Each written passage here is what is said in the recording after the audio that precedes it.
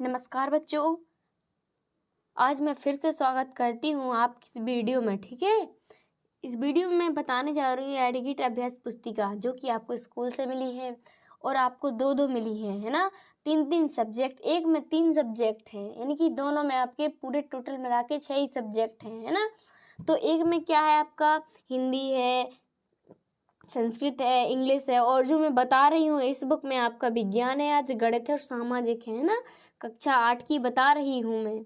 और आपको पता है कि इस साल आपकी बोर्ड है, तो बोर्ड परीक्षा में इसी में से सारे क्वेश्चन भी आएंगे। तो आप इसको अच्छे से जब भरो तो इसको पढ़ते जाना, याद करते जाना, ठीक है, और अच्छे से समझते जाना, ताकि जब भी वहाँ फाइनल एग्जाम में क्वेश्चन पूछे जाएँ तो आपसे बन जाए, है ना बच्चों। चलिए फिर अपन देख लेते हैं। और अगर नए हो चैनल पे तो चैनल को सब्सक्राइब कर लें, लाइक कर लें, ताकि जब भी मैं वीडियो अपलोड करूं आपको तुरंत मिल जाए, नोटिफिकेशन पहुंच जाएगी तो आपको तुरंत मिल जाएंगी। इसीलिए चैनल को सब्सक्राइब तो ज़रूर कर लें, ठीक है। तो चलिए आज, और दोस्तों के साथ शेयर कर लेना ताकि वो भी जल्दी भर लें, है ना। फिर आप लोग जल्दी से जमा कर दोगे स्कूल में जाके। चलिए तो देख लेते हैं। आज अपन को किसकी देखनी है, सामाजिक विज्ञान की देखनी है, कक्षा 8 की, है ना बच्चों। चलिए देख लेते हैं। आपका ये रहेगा, इतिहास रहेगा इसमें, और भूगोल भी रहेगा। ये आपका राजनीतिक, सामाजिक एवं राजनीतिक जीवन भी रहेगा। तो फिर मैं आज बताने जा रही हूँ ये सामाजिक राजनीतिक जीवन, है ना। इसमें अपन को ये 5वां अध्याय करना है, न्यायपालिका वाला, है ना। चलिए तो देख लेते हैं आज अपन।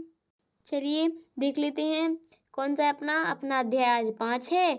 और इसका नाम क्या है अध्याय 5 का, इसका नाम है न्यायपालिका।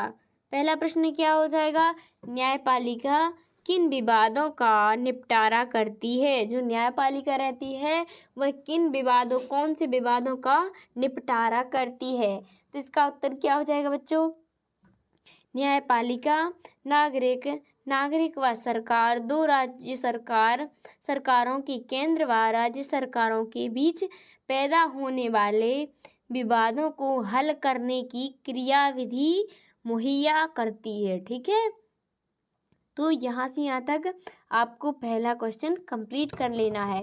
चलिए उसी प्रकार अपन दूसरा देख लेते हैं। अब पहला तो हो ही गया है अपन का, है ना। चलिए क्या इसमें, न्यायिक समीक्षा को समझाइए। तो इसको समझाना है तो यहाँ न्यायिक समीक्षा लिख देना है। फिर इसको, संविधान की एक व्यवस्था का अधिकार मुख्य रूप से न्यायपालिका के पास ही होता है। इस नाते यदि न्यायपालिका को ऐसा लगता है कि संसद द्वारा पारित किया गया कोई कानून संविधान के आधारभूत ढांचे का उल्लंघन करता है, तो वह उस कानून को रद्द कर सकती है ना। इससे न्यायिक समीक्षा कहा जाता है। इसी प्रकार अपना दूसरा यहाँ से यहाँ तक जो कि था वो कंप्लीट हो गया है। चलिए बढ़ते हैं अब अपन तीसरे क्वेश्चन की ओर, है ना। इसमें क्या है, न्यायपालिका के हाकिम शेख को किस मौलिक अधिकार के संदर्भ में मुआवजा देने का आदेश दिया, है ना। किसका आदेश दिया, तो उत्तर में क्या हो जाएगा, न्यायालय ने पश्चिम बंगाल सरकार को आदेश दिया कि वह अस्पतालों की लापरवाही के कारण हाकिम शेख को नुकसान हुआ उसका मुआवजा दे, है ना। तो आप यहाँ से यहाँ तक जो कि तीसरा क्वेश्चन था अपन लोगों का, वो भी कंप्लीट कर लीजिएगा, ठीक है बच्चों। चलिए अब अपन चौथा भी देख लेते हैं इसी प्रकार। चौथे में क्या पूछा है, भारत के सर्वोच्च न्यायालय की स्थापना की गई, कब की गई।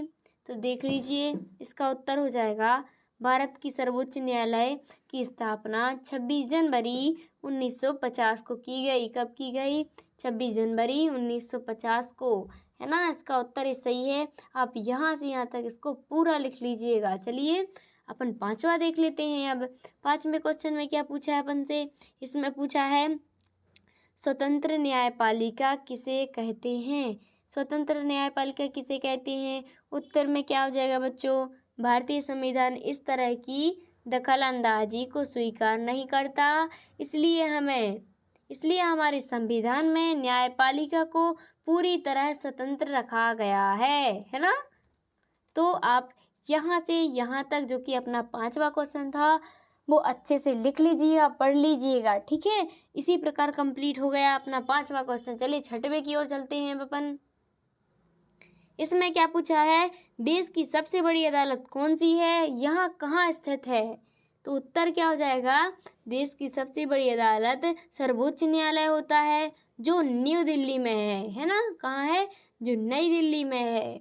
इस प्रकार अपना ये 6वां यहाँ से यहाँ तक हो गया। चलिए 7वां देख लेते हैं। उच्च न्यायालय की स्थापना सबसे पहले किस प्रेसिडेंसी शहर में की गई। उत्तर क्या होगा, उच्च न्यायालयों की स्थापना सबसे पहले 1862 में कलकत्ता, बम्बई और मद्रास में की गई। कहाँ कहाँ, कलकत्ता, बम्बई, मद्रास में की गई। पहला तो कलकत्ता हो गया, बम्बई हो गया, मद्रास में की गई। यह तीनों प्रेसिडेंसी शहर थे। कौन से शहर थे, इसमें प्रेसिडेंसी शहर पूछा था, तो इसमें ये तीनों क्या कौन से हैं, प्रेसिडेंसी शहर हैं। कौन कौन, कलकत्ता, बम्बई और मद्रास, है ना। ये हो गया कलकत्ता, ये बम्बई, ये मद्रास क्या है, प्रेसिडेंसी शहर हैं। और इसकी स्थापना सबसे पहले 1862 में की गई, है ना। इसी प्रकार अपना 7वां हो गया यहाँ से यहाँ तक कंप्लीट। चलिए अब 8वां देख लेते हैं। क्या है 8वें में, एकीकृत न्यायिक व्यवस्था से क्या आशा है, लिखना है किससे, एकीकृत न्यायिक व्यवस्था से, ठीक है। तो उत्तर क्या हो जाएगा, एकीकृत न्यायिक व्यवस्था से आशय है कि ऊपरी अदालतों के फैसले नीचे का सारी अदालतों को मानते होते हैं, ठीक है। यहाँ से यहाँ तक आपका जो कि 8वां क्वेश्चन था वो भी मैंने कंप्लीट करा दिया है। चलिए अब 9वां देख लेते हैं, तो है ना, फौजीदारी और दीवानी कानून के कोई दो अंतर लिखना है। फौजीदारी और दीवानी कानून के, एक साइड लिख देना है फौजीदारी, एक साइड लिखना है दीवानी कानून, है ना। तो इसमें देख लेते हैं, ऐसी व्यवहार या क्रिया से संबंध जिन्हें कानून में अपराध माना गया। अच्छे से कर लेती हूँ मैं, तो आप अच्छे से देख लीजिए, बड़ा बड़ा सा देख लगेगा, है ना आपको। ऐसी व्यवहार या क्रियाओं से संबंधित जिन्हें कानून में अपराध माना गया है। उदाहरण के लिए चोरी, दहेज के लिए औरत को तंग करने, हत्या आदि, है ना। चलिए और दूसरा को मतलब ये पहला पॉइंट है अपना, इसमें सबसे पहले आमतौर पर प्रथम सूचना रिपोर्ट प्राथमिक FRI दर्ज कराई जाती है। इसके बाद पुलिस अपराध की जांच करती है और अदालत में केस फाइल करती है। तीसरा, अगर व्यक्ति दोषी पाया जाता तो उसे जेल भेजा जा सकता है और उस पर जुर्माना भी किया जाता है। इस प्रकार अपन ने फौजीदारी कानून के कर लिए। अब इस दीवानी कानून के देखते हैं, ठीक है। क्या होगा इसका, इसके संबंध व्यक्ति विशेष अधिकारों उल्लंघन या अवहेलना से होता है। उदाहरण के लिए जमीन की बिक्री, चीजों की खरीदारी के तलाक आदि से संबंध विवाद, है ना। फिर दूसरा, प्रभावित पक्ष की ओर से न्यायालय में एक याचिका दायर की जाती है। अगर मामला किराए से संबंधित है तो मकान वाले या किराएदार पर मुकदमा दायर कर सकता है, ठीक है। फिर तीसरा, अदालत की राहत व्यवस्था करती है। उदाहरण के लिए अगर मकान मालिक और किराएदार के बीच विवाद हेतु अदालत किराएदार मकान से खाली करें तो बकाया किराया चुकाएं, है ना। चलिए तो इस प्रकार अपन ने जो कि 9वां था अपना कंप्लीट कर लिया। मैं जूम भी कर ले रही है ना, अच्छे से आप कर लीजिएगा इसको। ये फौजदारी कानून के हैं और ये दीवानी कानून के, ठीक है। तो चलिए इसी प्रकार 9वां कंप्लीट हुआ अपना। अब 10वें की ओर चलते हैं। इसमें क्या पूछा है 10वें में, जनहित याचिका दायर करने का अधिकार किसे है, इसे कहाँ कहाँ दायर किया जा सकता है ना बच्चों। चलिए उत्तर देख लेते हैं। न्यायालय ने किसी भी व्यक्ति या संस्था को ऐसे लोगों की ओर जनहित याचिका दायर करने का अधिकार दिया है जिनके अधिकार का उल्लंघन हो रहा है। यह याचिका उच्च न्यायालय या सर्वोच्च न्यायालय में दायर की जा सकती है ना। चलिए इसी प्रकार मैंने आपके सारे आंसर्स करा दिए हैं इस चैप्टर के, न्यायपालिका के।